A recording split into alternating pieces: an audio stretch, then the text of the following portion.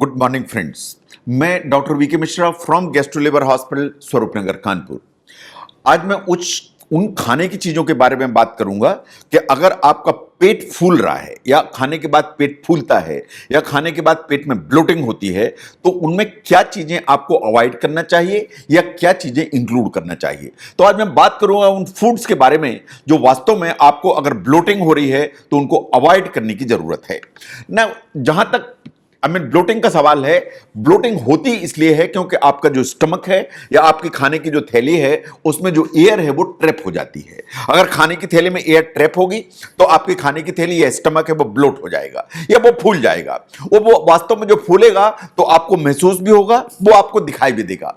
ये जो प्रॉब्लम है it's a very common problem and ये कभी ना कभी सभी को होती है and by and large dominant जो पॉपुलेशन है ये पेट के फूलने की प्रॉब्लम से सफर करती है। जो ब्लोटिंग है वो सिर्फ एक फीलिंग नहीं है। जो ब्लोटिंग है कभी कभी इसके चलते पेट में दर्द चालू हो सकता है या क्रैम्प्स आ सकते हैं। कभी कभी जिन्हें स्टमक में पेट इतना हो सकता है जो आपको अनकंफर्टेबल कर सकता है एंड इट में लास्ट फॉर आवर्स कि पता लगा आपने खाना खाया और आपका पेट फूला एंड वो कई घंटे तक आपको परेशान कर सकता है।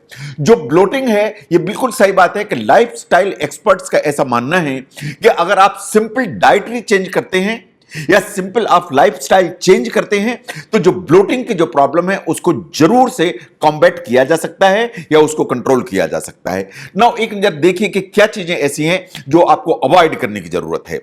नाउ जहां तक फैटी फूड्स का सवाल है, मैं समझता हूं कि आप भी समझते हैं कि ये सबसे बड़े कल्प्रिट्स हैं। जब आप फैटी फूड लेते हैं इनमें ऑयल की अमाउंट ज्यादा होती है, ये ग्रीजी होते हैं और जो सभी फैटी फूड हैं ये वास्तव में हमारा जो स्टमक है इसके ऊपर एक स्ट्रेन लेके चलते हैं।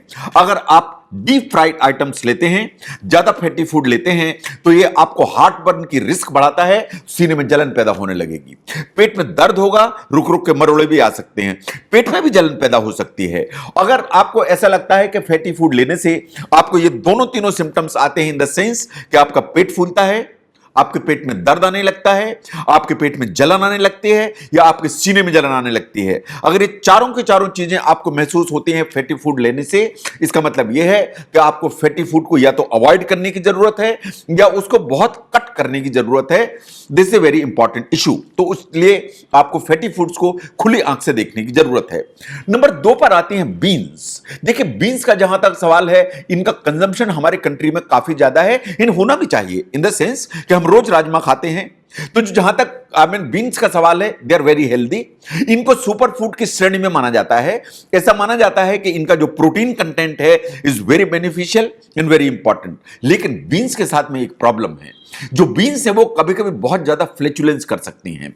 एक्चुअली जो बीन्स होती हैं उनमें एक तरह की शुगर होती है जिसे कहते हैं ओलिगोसैकेराइड, और ये जो शुगर होती है हमारी जो बॉडी है इसे डाइजेस्ट नहीं कर सकती। और हमारी बॉडी जब इनको डाइजेस्ट करने की कोशिश करती है तो इस कोशिश में ये कुछ जो है गैसेस जनरेट होती हैं और जो गैसेस जो जनरेट होती हैं वो इंटेस्टाइन को परेशान करती हैं। तो अगर आपको लगता है कि आप बीन्स जब भी यूज करते हैं तो उससे आपको फ्लैचुलेंस ज्यादा होता है, पेट आपका ज्यादा फूलता है या पेट में मरोड़े जैसे दर्द आते हैं, तो बीन्स को आपको कट करने की जरूरत है या बीन्स को शायद डाइट में से एलिमिनेट करने की जरूरत है। ये बात सही है कि बहुत सारे एंजाइम्स जो ना अवेलेबल हो गए हैं, जैसे एक एंजाइम है जिसका नाम है बीनो, या इस तरह की जो चीजें हैं वो शायद इस फ्लैचुलेंस को कम्बैट करने में हेल्प करती हैं। लेकिन अगर आपको बीन्स परेशान कर रही हैं तो इनको एलिमिनेट करना इज अ वाइज चॉइस ताकि आपको परेशानी ना हो।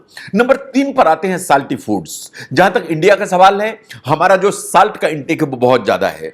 जो नमकीन चीजें हमें बहुत पसंद है, शायद ऐसी नमकीन की कोई दुकान नहीं होगी जो हर शहर में ऐसा थोक में ना हो, दर्जनों की संख्या में ना हो। जहां तक साल्ट का सवाल है, साइंस ऐसा मानती है कि अगर आप साल्ट ज्यादा लेते हैं तो आपकी जो बॉडी है वास्तव में फ्लूइड को या वाटर को रिटेन करती है। आपकी बॉडी वाटर को रिटेन करेगी तो आपको ब्लोटिंग की फीलिंग ज्यादा होगी।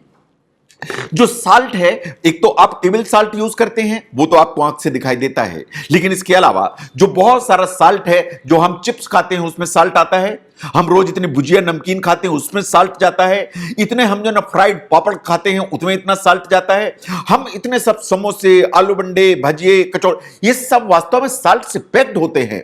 हम जो अचार रोज खाते हैं उसमें साल्ट इतना भरा हुआ होता है। जब आप साल्ट ज्यादा लेते हैं तो आपकी बॉडी वाटर को रिटेन करती है। आपकी बॉडी अगर वाटर को रिटेन करेगी तो आपको ब्लोटिंग की प्रॉब्लम हमेशा ज्यादा होगी। इसलिए आपको जो लो साल्ट अल्टरनेटिव्स हैं उन पर ध्यान देने की जरूरत है, इन साल्ट को मिनिमाइज करने की जरूरत है। The next one is the wheat. ये आपको बड़ा आश्चर्य होगा, ये बात सही है कि जो व्हीट में एक प्रोटीन होता है उसे कहते हैं ग्लूटेन।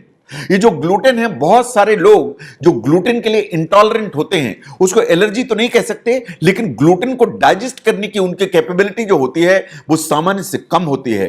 अगर आपको ऐसा लगता है कि गेहूं की चीज खाने से या व्हीट की चीजें खाने से आपके पेट में गैस बनती है, पेट ब्लोट हो जाता है या फ्लैचुलेंस आपको डेवलप होने लगता है, तो आपको खुली आंख से देखने की जरूरत है कि कहीं ऐसा तो नहीं है कि आपको ग्लूटेन इंटॉलरेंस है। तो जब भी आप ब्रेड खाते हैं, आप सीरियल्स लेते हैं, बिस्किट्स लेते हैं, पास्ता लेते हैं, या फॉर दैट मैटर हमारे यहां रोटी खाते हैं, पराठा खाते हैं, पूड़ी खाते हैं, इसके बाद आपको अगर लगता है कि पेट फूलता है, आपको फ्लैचुलेंस ज्यादा होता है, तो आपको ग्लूटेन फ्री अल्टरनेटिव्स एक बार ट्राई करके देखना चाहिए। पहले gluten free diet was a little difficult diet, but आज की तारीख में ऐसी कोई प्रॉब्लम नहीं है। Gluten free alternatives freely available है मार्केट में। तो एक बार आप ग्लूटेन को एलिमिनेट करके ग्लूटेन फ्री अल्टरनेटिव को ट्राई करके देखिए कि आपको जो ब्लोटिंग की या फ्लैचुलेंस के जो सिम्टम्स हैं वो क्या इंप्रूव होते हैं। अगर वो इंप्रूव होते हैं तो ये अपने आप में इस चीज की टेस्टमनी है कि आपको वास्तव में ग्लूटेन या व्हीट से हल्का सा इंटॉलरेंस है। The next one is the carbonated drinks. ये कितना बड़ा मिसकंसेप्शन है। बहुत लोगों का ऐसा सोचना है कि पेट मेरा फूल रहा है, जरा कोल्ड ड्रिंक पी लेते हैं जो इससे ठीक हो जाएगा। आप समझते हैं कि आप सोडा पीते हैं तो इससे ठीक हो जाएगा, जबकि ये बिल्कुल कंट्रेरी है, ये बिल्कुल इसमें सच्चाई नहीं है। एब्सोल्युटली नॉट ट्रू, ये बिल्कुल अपोजिट है। आप ये देखिए, जितने भी कार्बोनेटेड ड्रिंक्स होते हैं उनमें बहुत ज्यादा मात्रा के कार्बन डाइऑक्साइड होती है। जो कार्बन डाइऑक्साइड है ये वास्तव में ये गैस है।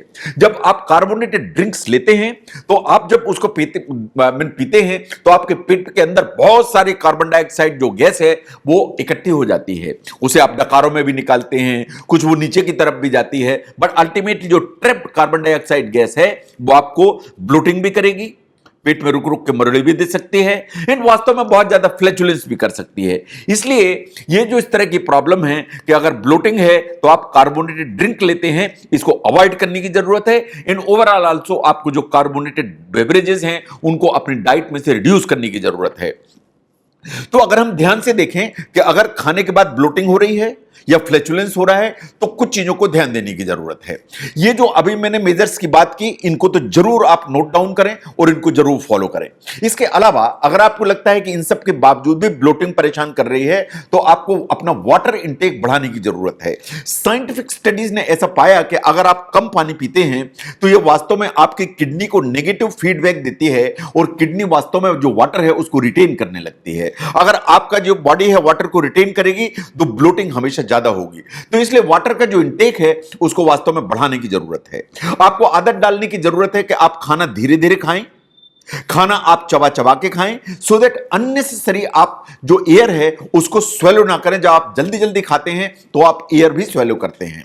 ये बात बिल्कुल सही है कि आपको अपनी जो डाइट है उसको ऑब्जर्व करने की जरूरत है, उसको एवेल्युएट करने की जरूरत है। आपको लगता है कि कोई पर्टिकुलरली फूड प्रोडक्ट ऐसा है जिसके खाने से पेट जरूर फूलता है या उसमें गैसियसनेस जरूर होती है, फ्लैचुलेंस जरूर डेवलप होता है, तो वास्तव में आपको एलिमिनेशन डाइट ट्राई करने की जरूरत है। उस फूड आइटम को एलिमिनेट करने की जरूरत है, इन वॉच करने की जरूरत है कि क्या वास्तव में यह कल्प्रिट है जो आपके ब्लोटिंग के लिए ड्राइव किया हुआ जा रहा था। इसके अलावा एक जो हेल्दी लाइफस्टाइल में एक्सरसाइज का इंपॉर्टेंस है उसको ओवर एम्फेसाइज नहीं किया जा सकता। तो अगर आपको ब्लोटिंग है, आपको गैसियसनेस है, आपको फ्लैचुलेंस परेशान कर रहा है, तो जितनी चीजों की मैंने बात की ये इंपॉर्टेंट तो है ही, लेकिन इसके अलावा रोज आपको कम से कम 30 मिनट एरोबिक एक्सरसाइज करने की जरूरत है। मेरा ऐसा मानना है कि इन चीजों पर आप ध्यान देंगे और एक्सरसाइज करेंगे तो जो फ्लैचुलेंस है, गैसियसनेस है, एंड पेट की ब्लोटिंग की जो प्रॉब्लम है उसको ठीक करने में आपको काफी मदद मिलेगी।